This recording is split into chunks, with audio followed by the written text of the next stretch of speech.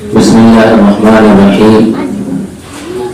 الحمد لله رب العالمين والصلاة والسلام على سيد الأنبياء والمرسلين وعلى آله وأصحابه أجمعين. أما بعد. ہم اپنی ذاتی زندگی تک محدود رہنے کے لیے انسان بنائے نہیں گئے. انسان تو اس کو کہتے ہیں جس کے اندر انس ہو، محبت ہو، ہمدردی ہوتی ہے. ہمارے نبی محمد عربی صلی اللہ علیہ وسلم دنیا میں تشریف لائے، آپ کے پاس کس چیز کی کمی تھی؟ لیکن ایک درد تھا جو تڑپا رہا تھا. مکہ والے ستانے لگے تو طائف چلے گئے، وہاں لوگوں کو سمجھایا. پھر وہاں سے مدینہ گئے. یقیناً ایک بڑی تعداد نے ان کا استقبال کیا، لیکن کچھ لوگ تھے جنہوں نے دل میں دشمنی دبا کر کے رکھی، اور ایسے لوگوں کو منافق کہا جاتا ہے. اور منافقین کی تعداد اس زمانے میں بھی تھی اور اس زمانے میں بھی. اب ایک مومن کا کام یہ ہے کہ مومنانہ فراست کے ساتھ زندگی گزارے، سمجھداری کے ساتھ زندگی گزارے. وہ یہ دیکھے کہ کون ہے جو واقعی حق پسند ہے اور حق پر ہے، کون ہے جو صرف ڈھونگ کر رہا ہے اور ڈھونگ کی زندگی سے لوگوں کو اپنا ہمنوا بنا کے رکھا ہے. اس چیز کو جاننا اور پہچاننا ضروری ہے. اسی کو حدیث میں کہا گیا ہے اتقوا فراست المؤمن، مومن کی فراست سے بچو. فإنه ينظر بنور اللہ، اس لیے کہ وہ جو دیکھتا ہے وہ اللہ کے نور سے دیکھتا ہے. وہ اپنی نظر سے نہیں دیکھتا ہے بلکہ اللہ کے نور سے دیکھتا ہے. اسی کو قرآن مجید میں کہا گیا ایھا المزمل، اے چادر اوڑھنے والے، یا ایھا المدثر، اے کمبل اوڑھنے والے، قم فانذر، کھڑے ہو جائیے اور لوگوں کو ڈرائیے. یہ بات جو کہی گئی ہے آپ صلی اللہ علیہ وسلم کو، اس کا مقصد یہ ہے کہ آپ کمرے میں پڑے رہنے کے لیے نہیں ہے. آپ کا کام یہ ہے کہ رات کو اٹھ کر اللہ سے لگائیے، اور آپ کا کام یہ ہے کہ صبح اٹھ کر امت کو ڈرائیے، سمجھائیے. ڈرانے کا ایک مقصد ہے تم کو مار دیں گے، تم کو قتل کر دیں گے، یہ ڈرانا ہوتا ہے. ایک ڈرانا ہوتا ہے بھائی ادھر مت جاؤ چوٹ لگ جائے گی، ارے بابو ادھر مت جاؤ گر جاؤ گے. یہ والا جو ڈرانا ہوتا ہے نا، اس ڈرانے کے اندر ہمدردی ہوتی ہے، پیار ہوتی ہے، پیار ہوتا ہے، محبت ہوتی ہے. اس ڈرانے کے اندر ہمارے نبی جو تھے اسی طرح کے ڈرانے والے تھے، جس کو قرآن نے کہا ہے بشیرن و نذیرن. آپ بشیر بھی تھے، خوشخبری دینے والے بھی، اور آپ نذیر بھی تھے، ڈرانے والے بھی. ہم سب کو اسی کام کے لیے تیار ہونا ہے. لہذا جو لوگ آپ کی طرح، جس طرح آپ یہاں بیٹھ کر پڑھ رہے ہیں، سیکھ رہے ہیں، جن لوگوں نے اس طرح سے بیٹھ کر پڑھا ہے اور سیکھا ہے، دنیا کو برتا ہے، دنیا کو سمجھا ہے. مجھے یاد ہے کہ دارالعلوم دیوبند میں حضرت مولانا اسرار الحق قاسمی صاحب تشریف لائے. انہوں نے ایک جملہ ہم لوگوں سے کہا تھا کہ میدان میں لڑنے کے لیے ہم لوگ تیار ہیں، تم لوگ میدان میں مرنے کے لیے تیاری کرو. ابھی تمہارا وقت ہے کہ باہر کیا ہو رہا ہے اس کو زیادہ سوچنے کے بجائے تم اپنے آپ کو تیار کرو کہ اگر باہر کچھ ہوگا تو ہمارے پاس اتنا مقابلہ ہے کہ ہم آرام سے اس کو لڑ لیں گے. ایک بچہ دیوار پر، پتلی دیوار پر اگر چلے تو آپ ڈریے گا اور بولیے گا کہ گر جاؤ گے، لیکن آرام سے پرندے کا بچہ، اس کو اپنے بڑوں پر بھروسہ ہوتا ہے، اس کو اڑا دیا جاتا ہے، وہ اڑ جاتا ہے. وہ آپ کے اندر اگر طاقت ہوگی، پوری دنیا کو چیلنج کر کے کہہ سکتے ہیں تم میرے ایمان کا سودا نہیں کر سکتے ہو. اگر آپ کے اندر طاقت اور پاور ہوگی تو آپ پوری قوت کے ساتھ یہ بات کہہ سکتے ہیں کہ دیکھیے آپ پر ہم نربھر نہیں ہیں.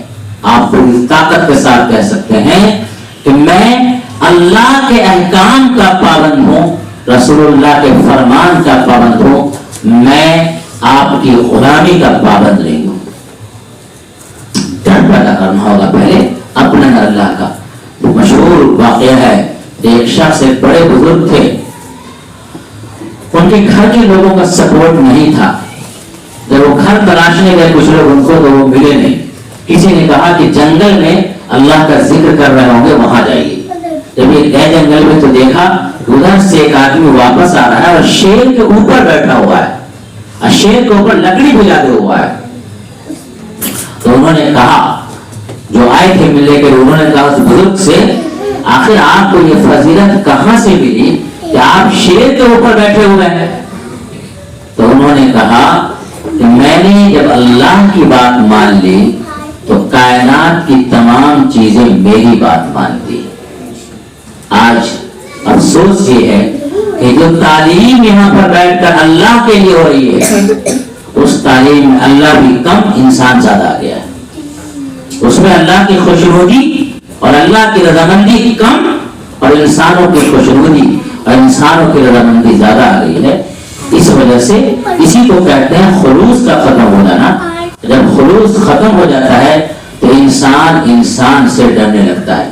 رسول اللہ صلی اللہ علیہ وسلم کا میسج کیا ہے, آپ صلی اللہ علیہ وسلم کا پیغام کیا ہے, اس کو آپ صلی اللہ علیہ وسلم کے غلاموں نے اور آپ کے جانثار صحابہ کرام رضوان اللہ علیہم اجمعین نے بتایا.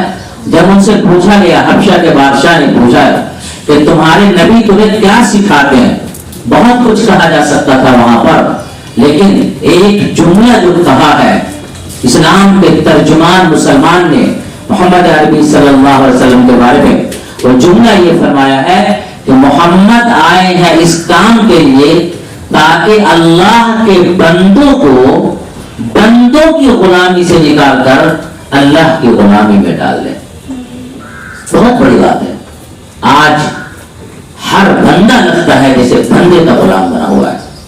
اس کے دل کے اندر اللہ سے زیادہ انسانوں کا ڈر ہوتا ہے, اللہ سے زیادہ انسانوں کا احترام ہوتا ہے. اس کو اگر سمجھنا ہو تو بہت سارے لوگ جو جنازے کی نماز میں آتے ہیں, غور کیجئے گا, بہت سارے لوگ جنازے کی نماز میں آتے ہیں, ظہر کی نماز کے بعد جنازے کی نماز ہے. اس کو یہ معلوم ہے کہ ابھی جو ظہر کی 4 رکعت نماز ہے وہ فرض عین ہے, وہ نہیں پڑھیں گے تو گناہ ہوگا. یہ جو پڑھ رہے ہیں جنازے کی نماز یہ فرض کفایہ ہے, نہیں پڑھیں گے تو گناہ سے بچ جائیں گے. لیکن چونکہ گھر کے جو گارجین ہیں, جو انتقال کر گئے رشتے دار, ان کو خوش کرنا ہے, ان کو اپنا فیس دکھانا ہے کہ ہم آئے تمہاری موت میں, لہذا وہ آدمی ظہر کی نماز نہیں پڑھے گا اور جنازے کی نماز میں شریک رہے گا. اس کا مطلب یہ ہے اس کے دل کے اندر اللہ کا ڈر نہیں ہے کہ ظہر کی نماز نہ پڑھنے پر اللہ کیا کہے گا, لیکن جنازہ نہ پڑھنے پر ہمارے رشتے دار کیا کہیں گے, اس کا خوف ہے. اس کو شادی بیاہ کے موقع پر دیکھیں, بیٹی کو یہ نہیں دیں گے, وہ نہیں دیں گے, ایسا نہیں کریں گے, ایسا نہیں کریں گے, تو پتہ کہ ساس ناراض, سسر ناراض, بیٹی کے ساتھ پتہ نہیں کیا معاملہ ہوگا سسرال میں, یہ ساری بات سوچتا ہے وہ. لیکن وہی نالائق باپ یہ نہیں سوچتا ہے کہ اگر اس بیٹی کو ہم نے پڑھایا لکھایا نہیں, اس کو اللہ کی عبادت نہیں سکھائی, تو اللہ کو کیا منہ دکھائے گی, اور اللہ کیا کہے گا کہ یہ بیٹی 18-20 سال تمہارے پاس رہی, تم نے اس کو کیا سکھایا. پوری دنیا اس طرح دور میں ہے کہ کیسے ہم انسان کو خوش کریں. اس میسج کو اور اس دنیا کی اس حالت کو سامنے رکھیے, اور اس کے بعد اس بات کو سامنے رکھیے کہ اللہ تبارک تعالیٰ نے سورہ کہف نازل فرمائی ہے, اور رسول اللہ صلی اللہ علیہ وسلم نے فرمایا ہے سورہ کہف میں ایمان کا علاج ہے. اور پھر سورہ کہف کا پہلا لفظ پڑھیے, الحمدللہ. الحمدللہ اس کا مطلب تمام تعریف اللہ کے ہے. انسان کی تعریف کرنے والے یاد رکھو, تمام تعریف اللہ کی ہے. جس بھی مسلمان اس بات پر آ گیا, مولانا اچھی سے اچھی تقریر کر لیتے ہیں, اور تقریر کرنے کے بعد لگتا ہے کہ اب میری تعریف کریں گے لوگ, تو اللہ تعالیٰ نے ایسی پابندی لگا دی ہے, رسول اللہ صلی اللہ علیہ وسلم نے ایسا طریقہ بتا دیا ہے کہ جب پوری تقریر آپ کی ختم ہو جائے تو آخر میں کہہ دیجیے گا کہ آخر دعوانا ان الحمدللہ رب العالمین.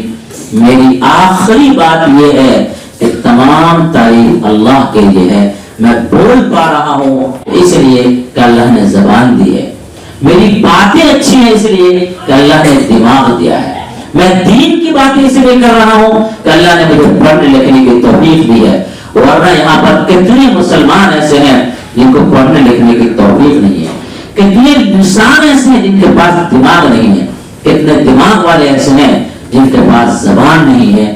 یہ ساری چیز اللہ کی دی ہوئی ہے، لہذا اللہ اللہ اور اللہ یہی سیکھنے کے لیے اور یہی سکھانے کے لیے آئے ہیں۔